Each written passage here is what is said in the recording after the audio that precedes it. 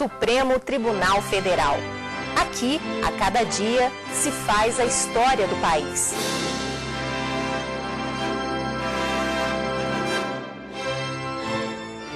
Neste plenário, 11 ministros são responsáveis por proteger a Constituição Federal. Mas nem sempre essa foi a composição do STF. Desde o período republicano, o número de responsáveis por essa missão sofreu diversas alterações.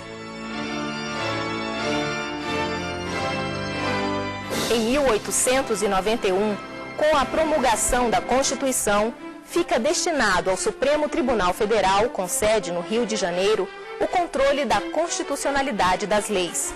O STF era então composto por 15 ministros. O governo provisório decide, por decreto publicado em 1931, reduzir o número de ministros para 11. 3 anos depois, o STF passa a ser chamado de Corte Suprema, para voltar à antiga denominação em 1937. O Supremo Tribunal Federal deixa o Rio de Janeiro, onde funcionou por 69 anos, para compor a Praça dos Três Poderes, na nova capital. No Rio de Janeiro, no Supremo da Cinelândia, que ainda hoje existe e funciona como uma dependência nossa lá, no Rio de Janeiro os ministros não tinham o hábito de trabalhar no tribunal a não ser nas sessões. Levavam o processo para casa, traziam tudo escrito, votos, relatórios, etc. Consta que foi o arquiteto Niemeyer que teve a ideia espontaneamente de projetar este prédio com uma pequena sala que os ministros, uma para cada um, que eles poderiam usar.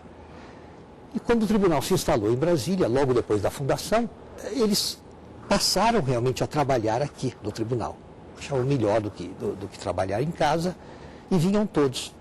E nessa época, então, cada gabinete se instalou de um modo hoje inacreditável. Era uma sala de uns 4 a 5 metros quadrados, era um cubículo em que ficava o ministro, o assessor, que era um só, e as 2 secretárias.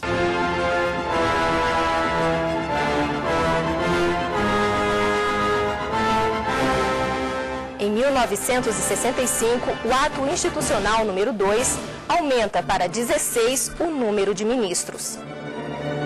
O governo militar foi derrotado muitas vezes nas pretensões dele no Supremo. O Supremo sempre demonstrou muita independência. Então, o que eles fazem? Eles aumentam o número de ministros de 11 para 16, para poder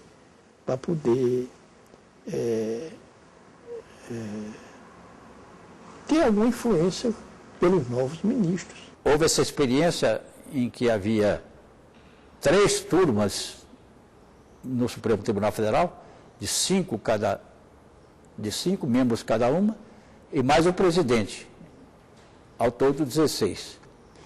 Mas também nós não podemos nos esquecer que o presidente do Supremo, antigamente, muito antigamente, digamos assim, era escolhido pelo presidente da República. Em fevereiro de 1967, o presidente Castelo Branco nomeia Djaci Falcão para suceder Antônio Martins Vilas Boas no plenário do Supremo. Convidado para ir ingressar na Suprema Corte do meu país era uma honra máxima.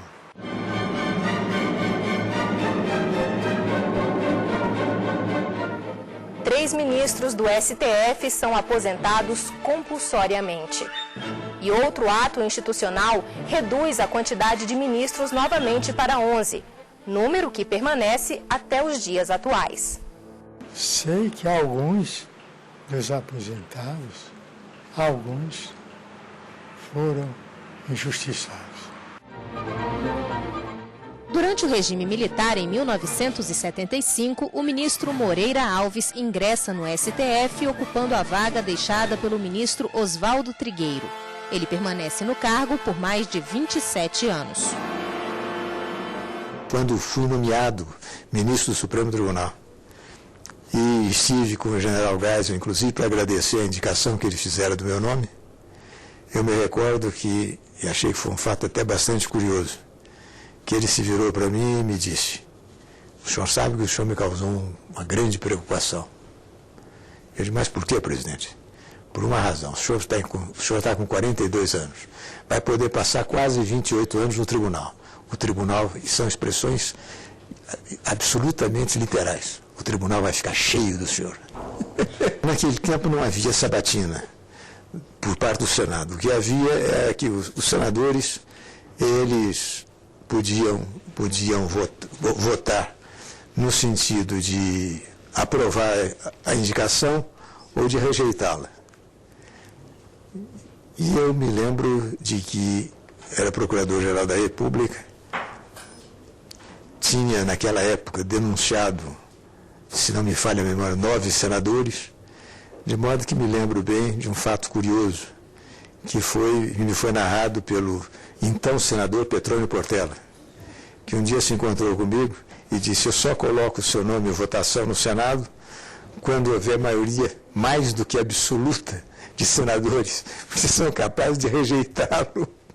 Justamente por isso, não devia ser persona muito grata. Mas, felizmente, tive 35 votos a favor contra 15 abstenções. Em 1978, o ministro Rafael Maier é indicado pelo general Ernesto Geisel para a vaga aberta com o falecimento do ministro Rodrigues Alckmin.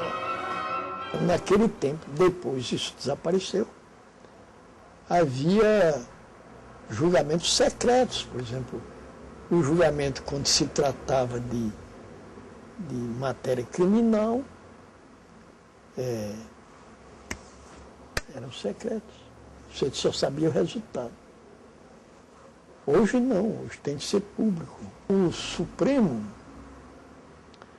apesar do governo militar e de o ato institucional ser como uma espada de Damocles sobre todo mundo, que podia ser cassado, o Supremo foi sempre muito independente.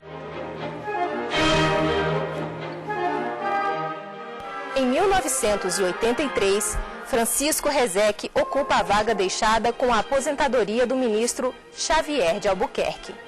Eu era subprocurador-geral da República na época e trabalhava nos meses que antecederam, no ano e meio que antecedeu a minha vinda ao Supremo, trabalhava como assessor extraordinário do ministro João Leitão de Abreu, que depois de ter sido ministro do Supremo, chefiava a Casa Civil do Presidente da República e Leitão de Abreu não era um ministro como os outros, ele era na segunda fase, na fase final do governo Figueiredo, ele era o condestável do governo, ele era um tomador de decisões, uma âncora, uma referência do governo. E, entre outras coisas, era ele o senhor absoluto da composição dos tribunais. Era dele que o presidente da República queria saber quem vai para o Superior Tribunal de Justiça, quem vem para o Supremo. E foi nessas circunstâncias que fui indicado e aprovado pelo Senado.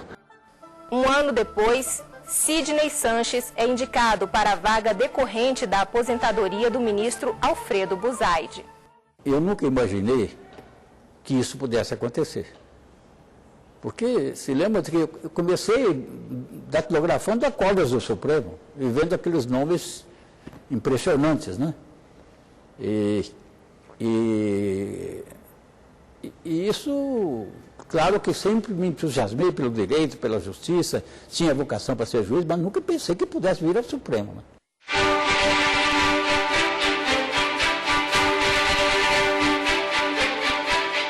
No último ano em que ocupou a presidência do STF, o ministro Moreira Alves é convidado pelo deputado Ulisses Guimarães para presidir as 2 primeiras sessões da Assembleia Constituinte, convocada para elaborar a Constituição Federal de 1988. Foi uma sessão tensa, porque havia naquela época um problema, que era o problema de saber se os senadores biônicos, que não tinham sido eleitos, inclusive para efeito de serem constituintes, mas que vinham de uma designação anterior, se eles poderiam por isso mesmo eram chamados biônicos, se eles seriam ou não constituintes também. E eu me lembro que, examinando a emenda constitucional, eu entendi que eles eram constituintes pela emenda constitucional, como todos nós ali estávamos exercendo as funções que vinham indicadas na emenda constitucional. E houve impugnação por parte de um partido político e eu resolvi colocar em votação por todos os membros do Congresso que estavam presentes. E realmente, por 300 e tantos votos contra 300 e poucos votos contra 100 e poucos votos, eles foram considerados constituintes e a sessão que começou no início da tarde e acabou depois de meia-noite, a sessão foi concluída com a eleição do deputado Ulisses Guimarães e, graças a Deus, em boa ordem.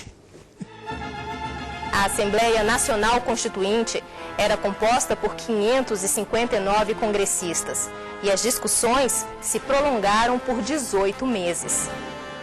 Foi quando surgiu a ideia, que amadureceu, essa ideia de se criar um novo tribunal. O STJ é um desdobramento do Supremo Tribunal Federal. Porque o Supremo ficava, portanto, com a matéria constitucional e o STJ com a matéria chamada infraconstitucional. Declaro promulgada o documento da liberdade. O Supremo Tribunal Federal se consagra como guardião da Constituição Cidadã. Foi cidadã porque reconheceu direitos e garantias que até então tinham sido suprimidos. Não é verdade? Constituição cidadã porque houve uma grande participação do povo na elaboração da Constituição. Todo mundo critica a Constituição porque ela é muito detalhista. Mas no caso da história do Brasil, isso de certo modo é bom, porque certas coisas se tornaram constitucionais e realmente ajudaram na transformação histórica e social do Brasil. Por exemplo, a questão da raça, do meio ambiente. O ministro Djaci Falcão se aposenta em 1989 e, na vaga, o presidente José Sarney nomeia Paulo Brossard. Os julgamentos eram normalmente tranquilos. O tribunal era uma sociedade diferente, porque era uma sociedade de 11 membros. Era uma sociedade de 11 membros, os quais moravam, então, no mesmo prédio. Todos. E morando no mesmo prédio, viam-se lá, nas suas residências, pelo menos ao chegar e ao sair, e viam-se aqui, no tribunal. E que havia, naturalmente, um ambiente de cordialidade.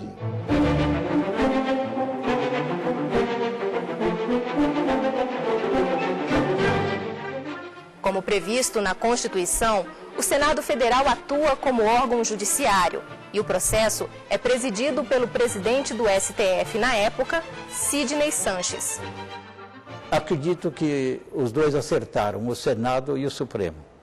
Um julgando o crime de responsabilidade e o outro julgando o crime de corrupção passiva. O que se concluiu foi que o presidente incidiu em má conduta como mandatário. Falta de compostura, falta de decoro no exercício do mandato. E não se concluiu que ele tenha praticado crime de corrupção passiva. Quanto a isso, por falta de provas desse fato. Esse foi o episódio da minha carreira de maior repercussão. Mas, na verdade, na carreira eu enfrentei milhares e milhares e milhares de casos. Alguns dramáticos, traumáticos e dolorosos, outros até engraçados. Mas o que mais mobilizou a opinião pública no país foi esse julgamento. Também em 1992, Francisco Rezec é nomeado ministro do Supremo pela segunda vez. Ele havia deixado o cargo em 1990 para assumir o Ministério das Relações Exteriores. Desta vez, Rezec preenche a vaga deixada com a aposentadoria do ministro Célio Borja. O clima no tribunal sempre foi extremamente construtivo, mesmo nas horas de alguma aspereza no debate. O debate que hoje a TV Justiça manda para o país todo, na época não havia isso, mas nós sempre tivemos plateia e o Supremo nunca se inibiu de discutir com enorme transparência, com enorme franqueza, tudo aquilo que havia para ser discutido. E como se aprende nesta corte? Como se aprendeu sempre aqui. Eu aprendi muita coisa aqui, eu achei que eu conhecia um pouco de direito e de justiça, mas eu aprendi demais aqui. E ainda hoje me convenço de que faltou aprender mais. Porque os debates continuam belíssimos e os temas são cada vez mais importantes para o país. Essas são histórias do Supremo Tribunal Federal. Fatos que marcam a trajetória de um país que hoje pode se orgulhar de ser uma grande democracia.